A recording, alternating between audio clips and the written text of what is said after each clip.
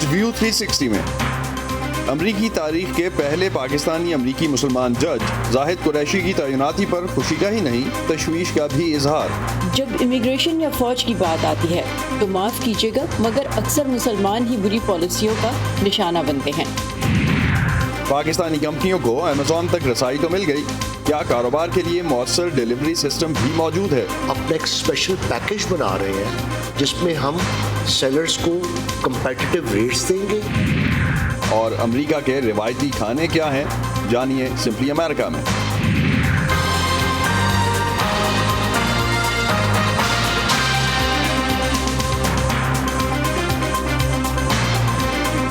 Voice of امریکہ کے Washington studio سے آپ سب کو خوش آمدید۔ آپ دیکھ رہے ہیں پروگرام ویو 360 اور میں ہوں اسد اللہ خالد۔ پاکستانی نژاد امریکی جج زاہد قریشی امریکہ کی تاریخ میں وفاقی سطح پر پہلے مسلمان اور پاکستانی امریکی جج مقرر ہوئے ہیں۔ صدر بائیڈن کی جانب سے ان کی نامزدگی کی امریکی سینٹ نے توثیق کی، لیکن جج زاہد قریشی کی اس تاریخی کامیابی پر جہاں امریکہ میں بسنے والے پاکستانیوں اور مسلمانوں نے خوشی کا اظہار کیا ہے، وہیں ان کے ریکارڈ پر کچھ سوال بھی اٹھائے جا رہے ہیں۔ تفصیل جانتے ہیں نیو یارک سے انشمن آپٹے کی اس رپورٹ میں۔ امریکی صدر جو بائیڈن نے نظام میں مختلف رنگ و نسل سے تعلق رکھنے والوں کو شامل کرنے کا وعدہ کیا تھا۔ اس تناظر میں جج زاہد قریشی کی تعیناتی کئی حلقوں کے لیے خوشی کا باعث ہے۔ ایک بہت ہی خوشی کی بات ہے اور ایک اعتماد کی بات ہے، اور اس سے جو پاکستانی امریکن ہیں اور جو مسلم ہیں ان میں ایک کانفیڈنس بلڈ اپ ہوگا۔ It's the light on the other side of the tunnel، جو ہمارے جو آگے بچے ہیں وہ ان کے لیے ان کو یہ پتہ چل جائے گا کہ امریکہ کے اندر آپ کے لیے ایکول اپرچونٹی ہے، یہاں پہ کوئی ڈسکریمنیشن نہیں ہے۔ امریکہ کا وفاقی عدالتی نظام ڈسٹرکٹ کورٹس پر مشتمل ہے، جہاں آئین اور وفاقی قوانین سے جڑے معاملات پر فیصلے کیے جاتے ہیں۔ جج قریشی اب ریاست نیو جرسی کے اس ڈسٹرکٹ کورٹ میں مقدمات سنیں گے۔ نیو جرسی کے ایک پاکستانی خاندان میں پیدا ہونے والے زاہد قریشی نے رٹگرس یونیورسٹی سے وکالت کی ڈگری حاصل کی۔ وہ 5 سال تک ریاست کے اسسٹنٹ US اٹرنی رہے اور پرائیویٹ پریکٹس بھی کرتے رہے۔ پاکستانی امریکیوں کی تنظیم American Pakistani public affairs committee نے جج قریشی کی نامزدگی کی حمایت کی تھی۔ جج زاہد قریشی از سو پاپولر کہ سارے کے سارے ڈیموکریٹس نے ان کو ووٹ دیا، اور ریپبلکن نے بھی آلموسٹ 15 یا 18 ریپبلکن سینیٹرز جو تھے انہوں نے بھی ان کو ووٹ دیا، اور ان کا ریکارڈ اتنا اچھا ہے، کنٹری کے لیے سروس اتنی اچھی ہے، کمیونٹی کے لیے سروس اتنی اچھی ہے، اور we are really proud of ہم۔ جج قریشی نے 9/11 کے حملوں کے بعد امریکی فوج میں بطور ملٹری پروسیکیوٹر ذمہ داری ادا کی۔ اس دوران وہ عراق میں تعینات تھے۔ صدر جارج ڈبلیو بش کی انتظامیہ کے آخری دور میں انہوں نے department of homeland security میں بھی فریض انجام دیے۔ مسلمانوں کی کچھ تنظیموں کو ان کے اس ریکارڈ پر تشویش ہے۔ ہم چاہتے ہیں کہ وائٹ ہاؤس اور سینٹ کی کمیٹی برائے انصاف عراق میں جج قریشی کے بطور ڈیٹینشن لیگل ایڈوائزر تجربے کی چھان بین کریں، جب وہاں قیدیوں کے ساتھ بڑے پیمانے پر برا سلوک کیا جا رہا تھا، اور اسی طرح بش انتظامیہ کے آخری 1 سال کے دوران ان کی امیگریشن اور کسٹم انفورسمنٹ کے ساتھ کام کی بھی تحقیقات کریں۔ جب امیگریشن یا فوج کی بات آتی ہے تو معاف کیجیے گا مگر اکثر مسلمان ہی بری پالیسیوں کا نشانہ بنتے ہیں۔ جج قریشی انہی ایجنسیز کے لیے کیے اپنے کام پر ناز کرتے ہیں، اور یہی بات بہت سے امریکی مسلمانوں میں تشویش پیدا کرتی ہے۔ اجاز احمد کی نظر میں جج قریشی کے فیڈرل جج بننے سے یہ امید پھر بھی پیدا ہوتی ہے کہ نظام میں تنوع کے لیے جگہ ہے۔ Whenever our own person is sitting، ہمیں یہ کانفیڈنس دیتا ہے کہ we are represented۔ We just want to make sure کہ جو بھی فیصلے ہوں اس میں ہماری کمیونٹی بھی اس میں پارٹنر ہو۔ جج قریشی اپنی نئی ذمہ داریوں کو کیسے دیکھ رہے ہیں، اس بارے میں ہم نے ان سے جاننے کے لیے رابطہ کیا، لیکن انہوں نے بات کرنے سے انکار کر دیا۔ Anshuman Apte, voice of America, New York. امریکی ریاست ٹیکسس کے شہر ہیوسٹن کا پولیس ڈپارٹمنٹ امریکہ میں پولیس کا 5واں بڑا محکمہ ہے۔ اس کے پہلے مسلمان اور پاکستانی اسسٹنٹ پولیس چیف سے ہم آپ کی ملاقات کرائیں گے آنے والے شوز میں۔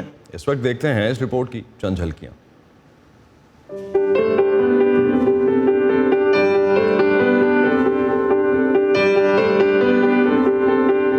جو میں نے سارجن کا ٹیسٹ لیا تھا، تقریباً 500 آفسر نے ٹیسٹ لیا تھا اور میں 5ویں نمبر میں آیا تھا۔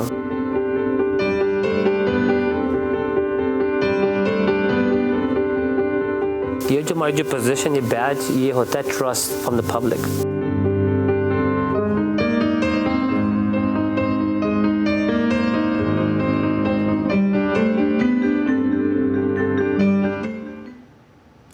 بھارت کے زیر انتظام کشمیر کے بیشتر سیاحتی مقامات بھارتی کشمیر میں آئینی تبدیلی کے بعد لاگو کی جانے والی سرکاری پابندیوں اور پھر کرونا وائرس سے متعلق بندشوں کے باعث خالی پڑے ہیں۔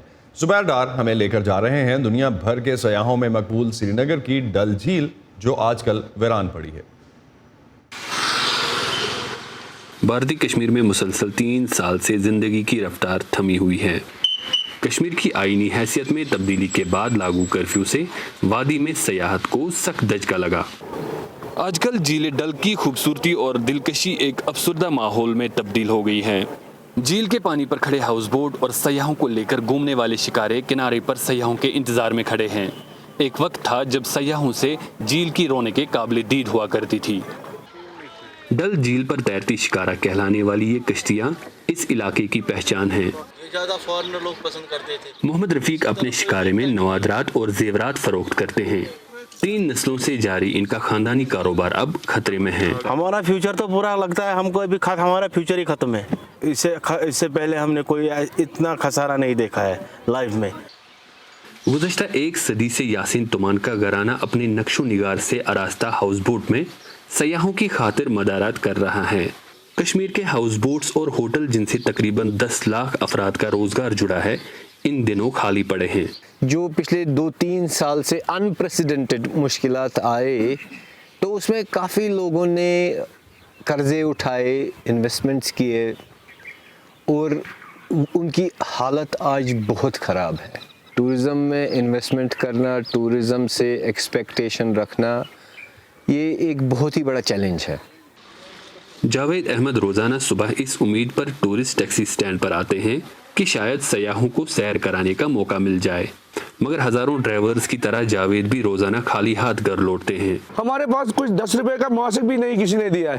اب ہم جب دن کو کماتے تھے، شام کو ہم اپنے بال بچوں کو کھلاتے تھے۔ آپ بتائیے خدا را ہم کیا کریں گے، ہم کہاں سے لائیں گے؟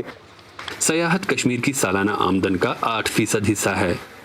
آخری بار 2015 میں کشمیر نے بھرپور سیاحتی سیزن دیکھا۔ Kashmir chamber of commerce and industries کے ایک اندازے کے مطابق موجودہ صورتحال میں وادی کو روزانہ اربوں روپے کا نقصان ہو رہا ہے۔ سیاحوں کی واپسی یقینی بنانے کے لیے مقامی محکمہ سیاحت کووڈ کی ویکسینیشن مہم پر زور دے رہا ہے۔ پینڈیمک کی 2nd ویو چلی اپریل میں، تو چونکہ تب تک ہمیں اتنا آئیڈیا نہیں تھا کہ اس کی انٹینسٹی اتنی ہو جائے گی، لیکن اس کے باوجود بھی ہماری یہی کوشش رہی کہ یہاں پہ جو ہے وہ انیشیٹیوز ہم لے لیں گے جن کی وجہ سے یہ ہیلپ ہو جائے کہ ٹورزم کو ریوائیو کرنے میں ہمیں مدد ملے اور جلد از جلد اس کو ریوائیو کر پائیں، جس کے لیے ہم نے 100% جو ہے ویکسینیشن کا ٹارگیٹ رکھا۔ لیکن حکام بھی تسلیم کرتے ہیں کہ سیاحت کے شعبے کا جو نقصان ہو چکا ہے، اس کی تلافی سیاحوں کی واپسی سے بھی نہیں ہو پائے گی۔ زبیر ڈار، وائس آف امریکہ، سری نگر۔ بھارتی حکومت کی جانب سے کشمیر کی آئینی حیثیت میں تبدیلی کے متنازع فیصلے کے بعد کل پہلی بار کشمیر کی سیاسی جماعتوں کے رہنما وزیر اعظم نریندر مودی کی دعوت پر نئی دہلی میں بلائے گئے ایک اجلاس میں شرکت کرنے جا رہے ہیں۔ وزیر اعظم نریندر مودی کی سرکاری رہائش گاہ پر منعقد ہونے والے اس اجلاس میں بھارت کے زیر انتظام کشمیر کے سابق وزرائے اعلیٰ فاروق عبداللہ، محبوبہ مفتی، غلام نبی آزاد اور عمر عبداللہ سمیت متعدد رہنما شامل ہوں گے۔ اس وقت سری نگر سے وائس آف امریکہ کے نمائندے یوسف جمیل ہمارے ساتھ موجود ہیں، ان سے ہم اس حوالے سے مزید جانتے ہیں۔ یوسف، اس اجلاس کا مقصد کیا ہے؟ جی، جہاں تک اجلاس کا تعلق ہے، پہلے یہ خبریں آ رہی تھیں کہ ہر چیز پہ بات ہوگی، پھر گورنمنٹ سورسز کے حوالے سے بھارتی ذرائع ابلاغ نے یہ خبر دی کہ اس اجلاس کے دوران جو statehood Jammu and Kashmir کا ہے اس کو بحال کرنے کی بات نہیں ہوگی، کوئی اور بات نہیں ہوگی، اور آرٹیکل 370 اور آرٹیکل 335A کو بحال کرنے کی بات نہیں ہوگی، یعنی جموں کشمیر کو جو خصوصی پوزیشن حاصل تھی 5 اگست 2019 سے پہلے وہ بحال نہیں کی جائے گی۔ صرف جو نیا حد بندی کمیشن قائم کیا گیا ہے اس کی سفارشات کے تحت جو نئی حد بندی ہوگی اسمبلی اور پارلیمنٹ کانسٹیٹوئنسیز کی، اس کے تحت اسمبلی کے انتخابات کرائے جائیں گے، اس پر بات ہوگی. لیکن بعد میں سننے میں آیا کہ جو گپکار الائنس ہے اور دوسرے جن لوگوں کو مدعو کیا گیا انہوں نے اس پر تحفظات کا اظہار کیا. تو جن جماعتوں کو یوسف مدعو نہیں کیا گیا ان کی جانب سے کیا تحفظات سامنے آئے ہیں؟ کیونکہ کچھ جماعتوں کو شرکت کی دعوت دی گئی، کچھ کو نہیں. ان کا رد عمل کیسا رہا ہے اب تک؟ اگر آپ بات کریں گے چھوٹی سیاسی جماعتوں کی، مثال کے طور پر بہوجن سماجوادی پارٹی جو یہاں جموں میں جس کی کچھ حلقہ اثر ہے اور وادی میں تو بالکل نہیں ہے، تو اس نے اور بعض چھوٹی جماعتوں نے یہ اعتراض اٹھایا ہے کہ انہیں دعوت کیوں نہیں دی گئی. اور پھر کرگل جو لداخ کا ایک حصہ ہے جو ایک الگ یونین ٹیریٹری ہے، تو وہاں کے کچھ گروپس کا کہنا ہے کہ ہم لداخ کے ساتھ نہیں رہنا چاہتے، ہم کشمیر ویلی کے ساتھ رہنا چاہتے ہیں. تو انہوں نے بھی کہا کہ ہمیں بھی بلایا جانا چاہیے تھا. تو جو کشمیری قیادت جس کو بلایا گیا ہے اس کے کوئی مخصوص مطالبات ہیں؟ آپ کی کسی سے اس حوالے سے بات ہوئی ہو، اور کیا حکمت عملی ہے جس کے تحت وہ جا رہے ہیں دلی؟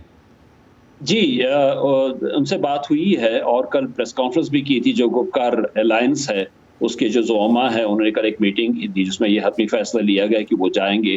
اس کے بعد انہوں نے کہا کہ چونکہ اس میٹنگ کا کوئی مخصوص ایجنڈا نہیں ہے اس لیے ہم ہر چیز پہ بات کرنے کے لیے جائیں گے اور جو بھی مسئلے ہیں، جو بھی میجر ایشوز ہیں ان پر بات کریں گے. اور پھر محبوب مفتی نے کہا تھا کہ اجلاس کے دوران کی پہلے گورنمنٹ آف انڈیا سے کہا جائے کہ وہ اعتماد سازی کے کچھ اقدامات اٹھائے، اس کے بعد ہی بات کریں. لیکن اس پہ اتفاق نہیں ہوا کیونکہ بعض اس کے جو اراکین ہے اس الائنس کے، انہوں نے کہا کہ اس کو انکار سمجھا جائے گا کہ یہ لوگ بات نہیں کرنا چاہتے. تو اب یہ اوپن ہے اور اس پہ کس چیز پہ بات ہوگی کس پہ نہیں ہوگی یہ دیکھنا باقی ہے، وہ کل ہی پتہ چلے گا.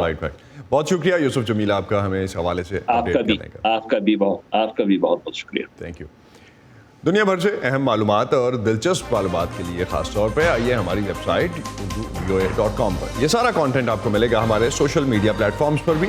facebook.com/VOA Urdu، ٹویٹر اور انسٹاگرام پر ہمارا ہینڈل ہے @UrduVOA. دنیا کے سب سے بڑے e commerce plate form Amazon کا حصہ بن جانے سے پاکستان کی کمپنیاں کیسے فائدہ اٹھا سکتی ہیں، اس پر ہم نے حال ہی میں آپ کے لیے ایک رپورٹ بھی پیش کی اور اس حوالے سے کچھ اور بھی ڈسکشنز رہیں. لیکن اس کے پاکستان کے بینکنگ سسٹم میں ضروری تبدیلیاں جو ہونی ہیں اس کا بھی جائزہ لیا. آج ہم بات کرتے ہیں کہ اس کی ڈیلیوری سسٹم جو ہے وہ کس طرح سے کام کرے گا. امیزون سے جو شاپنگ کرتے ہیں ان کے لیے سب سے بڑی کوشش یہ ہوتی ہے کہ سامان کہیں سے بھی آرڈر کیا جائے، ایک تو بہت جلد پہنچتا ہے اور پسند نہ آئے تو اسے واپس بھیجنا بھی مشکل نہیں ہوتا. کیا پاکستان سے تاجروں کے لیے اپنا سامان امیزون کے ویئر ہاؤس یا بیرون ملک صارفین تک پہنچانے کے لیے ایک مؤثر شپنگ کا نظام موجود ہے؟ اس کا جائزہ لے رہی ہیں لاہور سے سمن خان اپنی اس رپورٹ میں. پاکستان کا نام امیزون کی سیلرز لسٹ میں شامل ہونے سے پہلے بھی بعض پاکستانی کمپنیاں بیرون ملک آن لائن کمپنی بنا کر یا کاروباری افراد کے تعاون سے اس ای کامرس پلیٹ فارم پر اپنی اشیاء فروخت کر رہی تھیں. عرفان یعقوب 3 سال سے اس طرح کاروبار کرتے آ رہے ہیں. مقامی مینوفیکچرر سے سامان منگوانے اور بیرون ملک صارف کو پہنچانے میں یہ بہت سی مشکلات کا سامنا کر چکے ہیں. کسٹمر کا ایڈریس ہے وہ مس میچ کر گیا تو آرڈر ڈیلے ہو گیا، کوئی پرابلم آ گئی، کوئی شپنگ لائن میں کوئی ایشو آ گیا، کوئی in transit order misplace ہو گیا. تو جب بھی کوئی اس قسم کی ہرڈل آئے گی تو کسٹمر اپنا آرڈر کلیم کرے گا امیزون سے. امیزون دیکھے گا آپ نے ٹریکنگ ویلڈ پرووائڈ نہیں کی، ٹریکنگ چل نہیں رہی، جو ٹریکنگ پرووائڈ کی تھی وہ کسی غلط ایڈریس پہ ڈیلیور ہو گئی ہے، امیزون آپ کو رسپانسبل کرے گا. یوں تو پاکستان میں بہت سی نجی ڈیلیوری کمپنیاں موجود ہیں، لیکن بڑے پیمانے پر سامان کی ترسیل کے لیے بیشتر تاجر سستا حکومتی پیکج چاہتے ہیں. آن لائن اور ای کامرس انڈسٹری کی نظریں پاکستان پوسٹ پر بھی ہیں، جس کے ملک بھر میں 86 جنرل پوسٹ آفیسز، 13,000 ڈاک خانے اور 35,000 ملازمین ہیں. یہ بہت ٹیکنیکل کام ہے. فریٹ فارورڈنگ ایجنسیز ان کے ساتھ ہم کانٹیکٹس کریں گے کہ آپ کلیکٹ کر رہے ہیں، پھر اسی کسٹم کروائیں گے. کسی گیلی جگہ رکھ دیں خراب ہو جائے تو مجھے کیسے پتہ لگے گا کہ یہ کہاں پہ مس ہینڈل ہوا. تو یہ سب چیزوں کی کانٹریکٹنگ ہمارا یہ کام ہے. اٹس اے انارمس چیلنج، لیکن انشاءاللہ ہم اس کو بہترین طریقے سے کرنے کی کوشش کریں گے. ای کامرس کامرس تاجروں کے مطابق فی الحال ان کا اصل مسئلہ بلک میں سامان بھجوانا ہے۔ DHL تھا وہ 50 kg سے اوپر نہیں لے کے جاتا تھا۔ بائی سی ہم شپ نہیں کر سکتے تھے کیونکہ بائی سی آپ کو شپ کرنے کے لیے آپ کو سیل ٹیکس میں رجسٹرڈ ہونا پڑتا ہے، آپ کا ویبوک ہونا چاہیے، دین آپ وہ شپ کر سکتے ہیں۔ پھر اگر آپ وہ امیزون پہ شپ کر دیتے ہیں، آپ نے شپ کر دیا تو اسٹیٹ بینک کہتا ہے کیونکہ یہ آپ کی ایکسپورٹ ڈکلیئر ہوئی ہے تو اس کے اگینسٹ پیسے بھی آنے چاہیے آپ کے، تو وہ ایک کافی ریڈ ٹیپزم تھی جس کی وجہ سے ہمیں پرابلمس آتی تھیں۔ فلفلمنٹ بائی مرچنٹ میں جو سیلر ہوتا ہے اس کو اپنا جو آرڈر ہے وہ خود ہی پروسیس کرنا ہوتا ہے، اس کی جو پیکنگ ہوتی ہے، اس کی جو شپنگ ہوتی ہے، وہ سیلر خود اس کا رسپانسیبل ہوتا ہے۔ فلفلمنٹ بائی امیزون ہے وہ ٹوٹلی ڈفرینٹ ہے، اس میں یہ ہوتا ہے کہ آپ نے اپنی جو پروڈکٹس ہیں، آپ کی جو انوینٹری ہے وہ آپ امیزون کے ویئر ہاؤس میں رکھوا دیتے ہیں۔ وزیر اعظم پاکستان اور وفاقی وزیر مراد سعید کی ہدایات پر Pakistan post e-commerce platform کے ذریعے دنیا بھر میں متعارف ہونے کی کوشش کر رہا ہے۔ ہم اپنا ایک اسپیشل پیکیج بنا رہے ہیں جس میں ہم سیلرز کو کمپیٹیٹیو ریٹس دیں گے، جس میں ہو سکتا ہے ہم ان کی ڈور اسٹیپ سے بکنگ کریں اور اس کی ٹرانسمیشن کریں ویئر ہاؤسز جو ہیں امیزون کے۔ UPU نے ہمیں electronic advance data EAD system develop کر دی ہے جو کلائنٹ کی نیڈس کے مطابق ہے، اور ہم اس میں ایک موبائل ایپ بھی اپنے کلائنٹ کو دیں گے جس میں وہ فیسیلیٹیٹ ہو سکے گا تاکہ وہ ٹریک اینڈ ٹریس کر سکے۔ پاکستان میں ترسیلی نظام سے جڑے افراد بھی مانتے ہیں کہ یہ تو مقابلے کی مارکیٹ ہے جس میں ای کامرس تاجر کو جو اچھا ریٹ اور سروس دے گا وہی کامیاب بھی ہوگا۔ Saman Khan, voice of America, Lahore. اور اب آج کا سمپلی امریکہ۔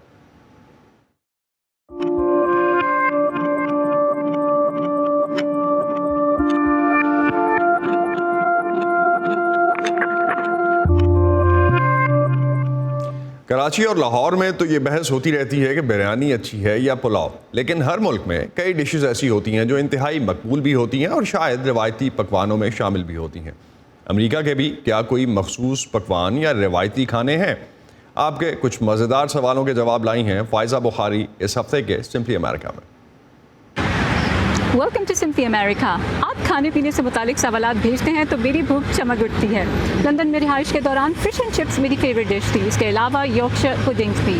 ہر ملک کی کچھ ڈشز وہاں کی سوغات سمجھی جاتی ہیں۔ امریکہ آنے کے بعد میں نے اکثر سوچا کہ یہ ملک تارکین نے آباد کیا ہے تو یہاں کی قومی ڈشز آخر کون سی ہیں؟ میرا اپنا online home baking and cooking business ہے، تو میرا آپ سے ایک سوال ہے کہ امریکہ کی کون سی ایسی فیمس ڈیزرٹس ہیں جو میں ٹرائی کر سکتی ہوں، بیکاز میں اکثر بہت ڈفرینٹ ڈیزرٹس کوزینز لانا چاہتی ہوں پاکستان میں، تو میں نے نوٹس کیا ہے کہ یہاں پہ زیادہ تر یورپین کوزینز چلتی ہیں، تو میں چاہتی ہوں کہ امریکہ کی کچھ کوزینز بھی یہاں پہ انٹروڈیوس ہوں۔ شہرین آپ کے آن لائن بزنس کی کامیابی کے لیے بیسٹ وشز۔ آپ کے سوال کا جواب دے رہی ہیں کنیٹیکٹ یونیورسٹی کے ڈپارٹمنٹ آف نیوٹریشنل سائنسز سے منسلک ماہر غذائیات لونیکا کار۔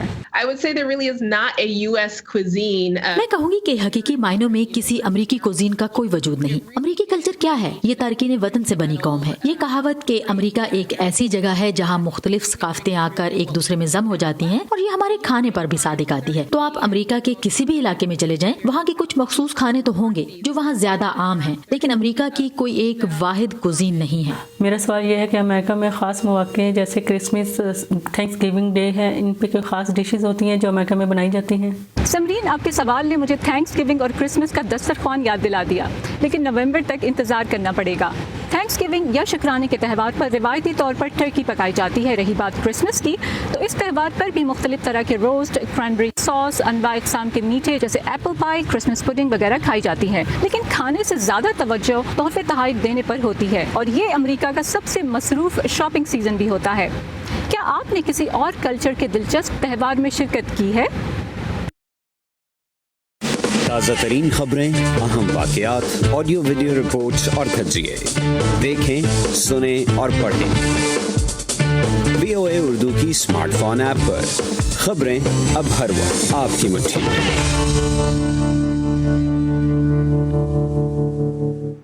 حال ہی میں افغانستان میں منعقد ہونے والے بین الاقوامی تلاوت کے مقابلے میں پاکستان کے شہر کوئٹہ سے تعلق رکھنے والے نوجوان قاری حسن علی قاسی نے پہلی پوزیشن حاصل کی۔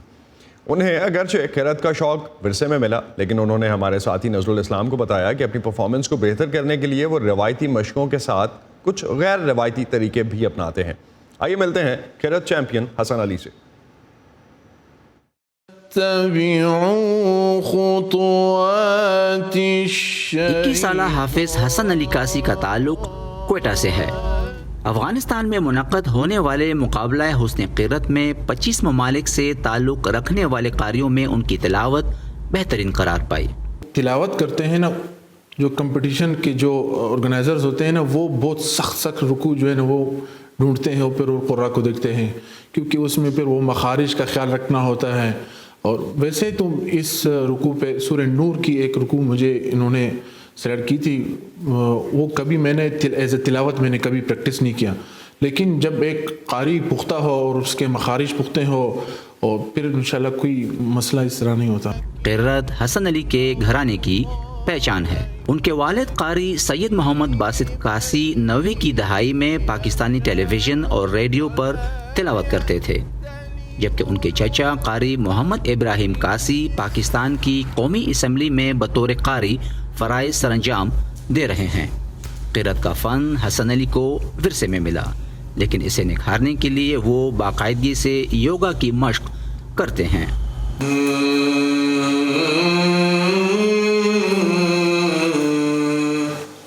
تاکہ ایک سانس میں 40 سے 50 سیکنڈ تک تلاوت کر سکیں۔ ایک معیاری تلاوت کے لیے ٹھیک ہے، آپ جتنا آپ کا سانس لمبا ہوگا اتنا آپ پھر فلیکسیبل پڑھ سکتے ہیں، لیکن ایک اچھا کانٹینٹ، اچھا لہجہ، اچھی نغمات آپ پڑھیں گے تب وہ اثر کریں گے، اس کی تلاوت میں اثر آئے گا۔ مصر کے بہت بڑے بڑے قراء گزرے ہیں جن کا آپ سوچ نہیں کر سکتے، 30 سیکنڈ سے بھی کم ان کا سانس ہوتا ہے، لیکن وہ جو آیات پڑھتے ہیں، اتنا چھوٹا سا مختصر آیات پڑھ لے ہیں لیکن اتنا اثر ہوتا ہے اس میں، ایسے مواد پڑھتے ہیں کہ وہ 1.5 منٹ کے اندر نہیں پڑھا جا سکتا۔ حسن علی کہتے ہیں کہ ایک اچھے کھلاڑی کی طرح ایک اچھے قاری کو بھی اپنی خوراک میں توازن رکھنا ہوتا ہے۔ اس فن کی خاطر انہوں نے بہت سی دل پسند چیزیں کھانی چھوڑ دی ہیں۔ ٹھنڈا پانی پئیں گے تو ایک دم آپ کا آواز بیٹھ جائے گا، اور جو کھٹی چیزیں ہیں وہ ڈائریکٹلی آپ کی آواز کو ایفیکٹ نہیں کرے گا، وہ آپ کے اسٹمک میں جائے گا۔ اگر وہ زیادہ ایسیڈیٹی ہوگی تو اس کے بعد وہ ایسڈ ریفلیکس کہتے ہیں، وہ واپس ایسوفیگس کے اندر آنا شروع ہو جاتے ہیں، وہ اس کی کوئی فیلنگ نہیں ہوتی، آپ کو بالکل اندازہ نہیں ہوتا کہ وہ واپس آ رہا ہے اور آپ کے ووکل کارڈ کو افیکٹ کر رہے ہیں۔ اپنی تلاوت کو بہتر بنانے کے لیے حسن علی اپنی آواز ریکارڈ کرنے کے بعد غور سے سنتے ہیں۔